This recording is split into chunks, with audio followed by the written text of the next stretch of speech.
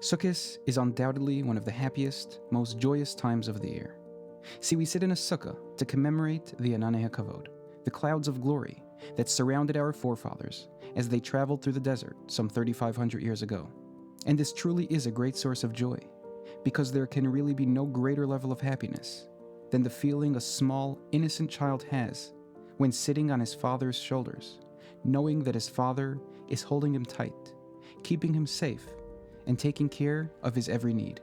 This is what the Ananei HaKavod, the clouds of glory, represented. It was Hashem's physical manifestation, so to speak, surrounding us, guiding us, keeping us safe, while we traveled through the unknown and dangerous expanse of the desert. And this is what the sukkah represents. We leave our houses and live outside in the wilderness in a little hut for the course of a week, and we completely rely on Hashem. And you see, there is something extremely unique about the mitzvah of sitting in a sukkah, because not only do you get a mitzvah every second that you eat, sleep, and sit in the sukkah with almost no effort, but it's also extremely unique in that you can perform this mitzvah with your entire body. It's one of only 2 mitzvos where you literally walk into the mitzvah, you live in the mitzvah, and you're completely surrounded by holiness. Now, for many, it can be quite depressing, knowing that such an unbelievable mitzvah, such a powerful opportunity, only comes around once a year. But Baruch Hashem, this isn't actually the case, because like the Vilna Gaon said, there's only one other mitzvah, which, like this sukkah, you have the opportunity to live within the mitzvah, to be completely enveloped within Hashem's holiness. And that, of course, is the mitzvah of living in Eretz Yisroel. It's the mitzvah that we perform with our entire body.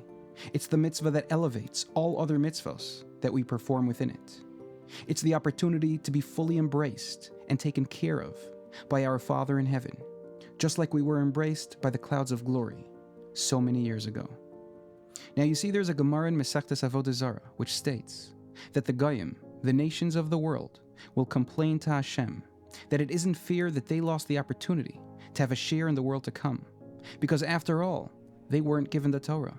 They never had the opportunity to perform the mitzvos. And so to this Hashem replies, so be it. I'll give you an easy mitzvah to perform. And so he gives them the mitzvah of sitting in the sukkah. But as soon as they sit down in the sukkah, Hashem makes the sun beat down on them with intense heat, which makes it extremely uncomfortable for them to continue to sit in the sukkah. And so these Goyim walk out and they leave the sukkah. But on their way out, they kick the sukkah in anger.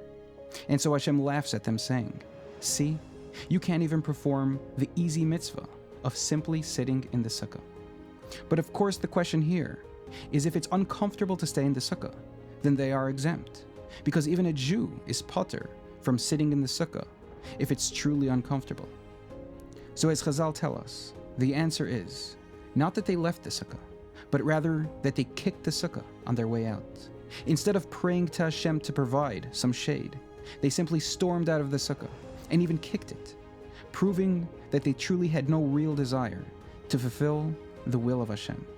Now, this truly is a powerful lesson for Klal Yisroel, because although many Jews think that they have a valid reason for not living in Eretz Yisroel, the question is, do they pray to Hashem to give them the opportunity?